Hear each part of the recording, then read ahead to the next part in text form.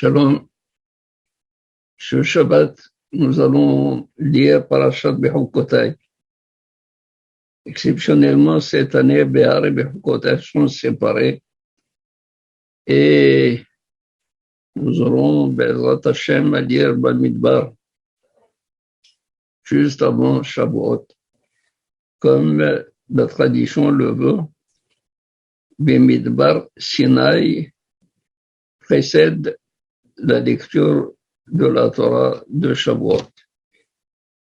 Pour dire que pour pouvoir recevoir la Torah, il faut se considérer comme un désert ouvert à tous, que tout le monde peut fouler de ses pieds, pour dire que la Torah ne se trouve que chez celui qui possède la modestie, l'humilité, parce que la Torah est comparée à l'eau, et l'eau ne peut pas du tout rester sur les hauteurs, elle va vers le bas.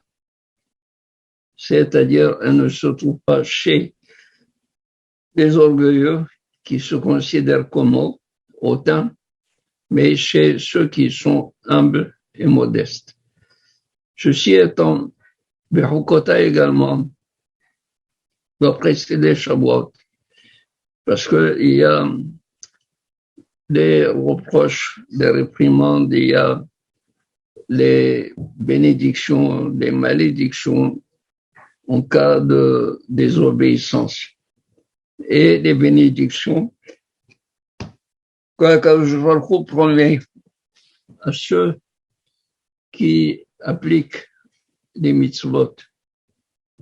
Comme dit le verset, Im bechukotai telechu ve'et mitzvotai tishmeru la'asot tishmeru va'asidem otam. Si vous suivez mes décrets et mes mitzvot, vous obéissez pour les faire, pour les exécuter. Et on a dit, je donnerai vos pluies en leur temps. Ça veut dire qu'il y a une récompense qui vient récompenser celui qui obéit à Kadosh Baruch Hu. Et alors, se pose la question, comment les Hachamim nous ont dit que Schar Mitzvot, Be'alma Leka, le Sachar des Mitzvot, la récompense des Mitzvot dans ce Olam, n'existe pas. Pourquoi n'existe-t-elle pas? Parce que les Hachamim disent que la valeur de la mitzvah est une valeur incommensurable, que on ne peut pas du tout trouver son égal et sa valeur matérielle. Machalima d'avoir donné à une pierre précieuse de très grande valeur qu'il ne pourrait pas du tout trouver ici un acheteur. Pourquoi? Parce que tout ce qu'on peut demander le justifie, ou alors, comme dirait le Hafetz Chaim, c'est comme quelqu'un qui a un chèque d'1 milliard. Il le présente à la banque. Il dit, écoutez, je veux le change. Et alors, on lui dit, monsieur, c'est pas possible de trouver chez nous 1 milliard. Il faut d'abord aller au bureau central, à l'office de la banque, et puis demander à ce qu'on vous prépare tout cet argent. Ça demande du temps. Cela dit, c'est exactement la valeur de la mitzvah. La valeur de la mitzvah n'a pas du tout d'estimation matérielle.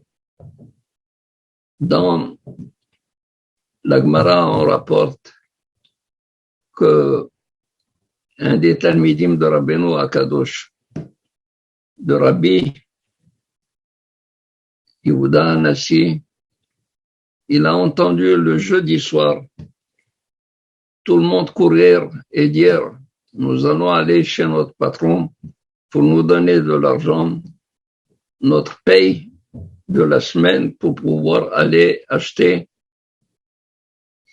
ce qu'il faut pour Shabbat. Alors lui aussi, quand il a entendu cela, c'est la première fois qu'il a entendu qu'il y a des salaires. Alors il a dit, moi aussi, je vais aller voir mon patron. Il a été dans une caverne. Et dans cette caverne, il s'est adressé à Akadosh Baruch Hu, il a dit à Akadosh Baruch Hu, je suis ton employé. Alors, je voudrais que tu me payes. Je dois aller faire des courses. Et voilà qu'il voit une main qui lui présente un diamant, qui le met dans sa main. Une main qui sort de la caverne avec un diamant et qui dépose ce diamant dans la main de ce Talmid Chacham. Il voit le diamant, il dit, je vais aller chez Rabbeinu Akadosh, lui, il s'y connaît, il est riche. Lui, il va pouvoir m'acheter ce diamant. Quand il a été chez lui, Rabbeinu Akadosh lui dit, comment tu as eu ce diamant? Alors il lui a raconté l'histoire. Il lui a dit, mon fils, ce diamant n'a pas de valeur. Je te donne de quoi faire les achats. Dimanche, je vais appeler ceux qui sont des diamantaires, qui connaissent la valeur des pierres précieuses, et eux, ils vont te dire quoi faire. Il lui a donné de quoi faire les premières dépenses. Il va chez sa femme, il lui dit, tiens, de l'argent, va aller acheter de quoi. Il lui dit, d'où tu as eu cet argent? Alors, il lui raconte l'histoire. Il lui dit, oh, je ne suis pas d'accord. Je vais aller avec toi chez Rabbeinu Akadosh. Elle a été chez Rabbeinu Akadosh. Il lui dit, Rabbi, je veux que mon mari rende la pierre précieuse à celui qui lui a donné. Il lui a dit, pourquoi? Il dit, parce que si je prends la pierre précieuse, qu'est-ce que je vais avoir dans Olam Haba? Puisque on va me payer maintenant. C'est exactement ce qui s'était passé avec la femme de Rabbi Hanina ben Dossa, qui a dit à Rabbi Hanina ben Dossa, tu pries pour tout le monde, tu bénis tout le monde, et nous sommes dans le besoin, nous n'avons pas du tout de quoi vivre. Il lui a dit, tu veux, et il a pris à Akadosh Baruch Hu, il a envoyé un pied de table en or. Il a dit, tiens, voilà. Le soir même, elle rêve que tous les tzadikim mangent sur une table de 3 pieds et elle sur une table de 2 pieds.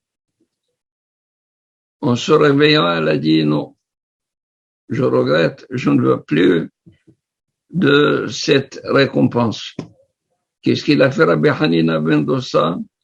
Il a prié et le pied de table en or est reparti vers le haut. Et là-bas, la Gemara dans Masechet Ta'anit, on dit Gadolaha nes ha'acharon yoter me'arishon.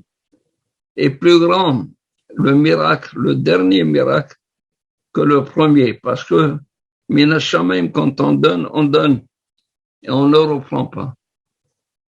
Alors, quand elle est partie chez Rabbeinu Akadosh, la femme de ce Talmid lui dit, Rabbi, je ne veux pas manger mon Olam Haba dans ce Olam. Il lui a dit, Rabbi, va ma fille, moi je te garantis que tu auras ta part dans Olam Haba entière. Il dit, Rabbi, non. Aujourd'hui, je suis rentré chez toi facilement. Mais dans Olam Abba, qui me dit qu'on va me laisser t'approcher dans l'autre Olam. Tu seras dans une place inaccessible pour moi. Il lui a dit, ça, tu as raison. Alors, qu'est-ce que tu veux? Je veux que mon mari reprenne le diamant et le rendre à celui qui lui a donné. Il lui a donné le diamant. Et le Talmid Chacham est parti à la même caverne. Il a dit à Akadosh Baruch Hu, je veux que mon sachar, que ma récompense, soit entière dans Olam Abba. Reprenez le diamant. Et il y a une main qui est venue, qui a repris le diamant. Et on a dit, Gadol Anesa Haron Yotem Arishon. De la même manière, le deuxième miracle est beaucoup plus grand que celui que le premier parce qu'on donne, mais on ne reprend pas. Ça veut dire quoi? Ça veut dire que la mitzvah, c'est un olam. Il n'y a pas du tout de valeur. On ne peut pas du tout la monnayer contre une valeur matérielle, une valeur extrêmement importante. Sachar ba'olam hazeh eno. Alors comment la Torah dit, je donnerai vos pluies. Alors, une des réponses qu'on a données, c'est vrai. Il n'y a pas de sachar pour l'individu dans ce olam. Mais pour la collectivité qui fait, il y a un sachar. Akadosh Baruch Hu peut donner un sachar dans ce olam, même si c'est un sachar matériel. Or, on remarque, comme dit la Gemara, Benatati gishmechem beitam. Je donnerai vos pluies en leur temps. C'est-à-dire, je donnerai vos pluies. Akadosh Baruch Hu donne la pluie, c'est sa pluie. Je donnerai ma pluie. Gishamay, mais pas gishmechem, vos pluies. Bah, les Hachamim lui disent, qui est-ce qui a la clé de la pluie? Qui est-ce qui peut réellement commander à la pluie et venir? C'est le tzaddik. Le tzaddik, lui, il peut réclamer la pluie et avoir la pluie. Et c'est exactement ce qui est arrivé. Rabbi Hanina ben Dosa raconte Masechet Ta'anit. Il marchait un soir et il recevait toute la pluie sur lui. Il a dit à Kadosh Baruch Hu, le monde entier est heureux. Et Hanina est Betsar, et Hanina est en souffrance, en douleur. La pluie a cessé. Quand il est arrivé à la maison, il a dit à Akadosh Baruch Hu, tout le monde est malheureux, et Hanina est heureux. Alors Akadosh Baruch Hu a libéré de nouveau la pluie. Qu'est-ce qu'il voulait dire? Il voulait dire que ceux qui ont les champs qui devaient être irrigués, ils étaient heureux avec cette pluie.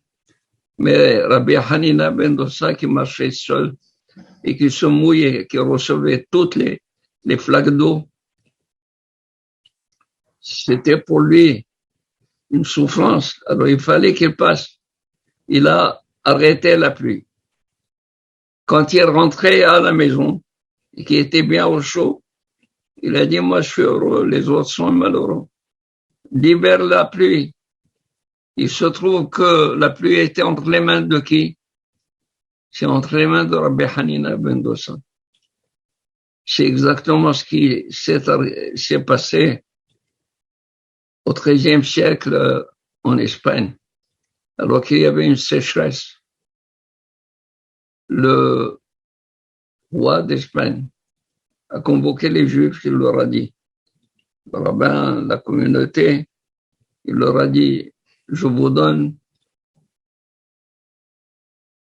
le temps de prier pour avoir la pluie.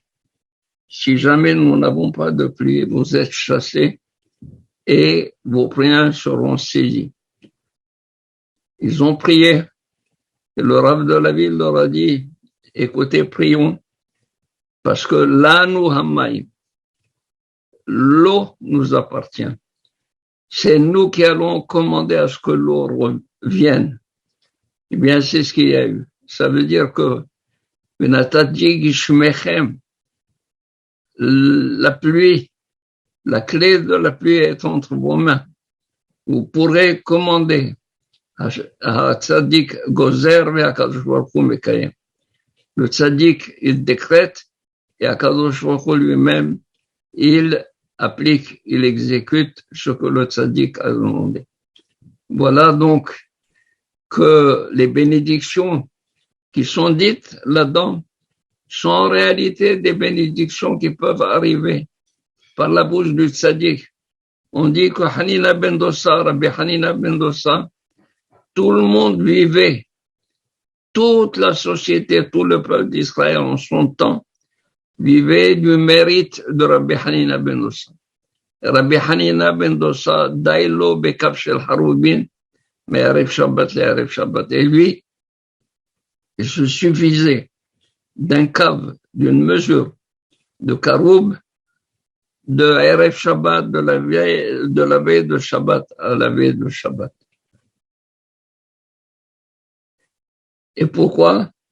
Parce que le tzaddik, il sait que la mitzvah n'a pas de valeur. Et il ne faut pas chercher un sachar dans ce là. Le sachar n'est que une possibilité pour servir davantage à Kadosh Baruch Hu. Il faut demander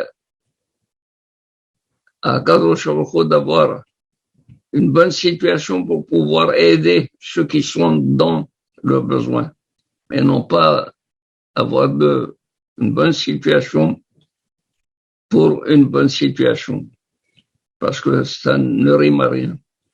Ce qui rime, c'est être au service des autres.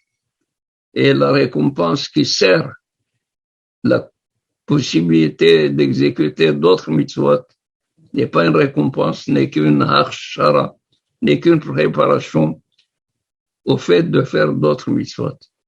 Et il ressemble que nous puissions avoir cette possibilité de connaître pas le véritable sachar des mitzvot dans ce olam, mais un sachar, une partie, une avance du sachar pour pouvoir continuer à faire des mitzvot dans ce olam. Amen. Shabbat shalom.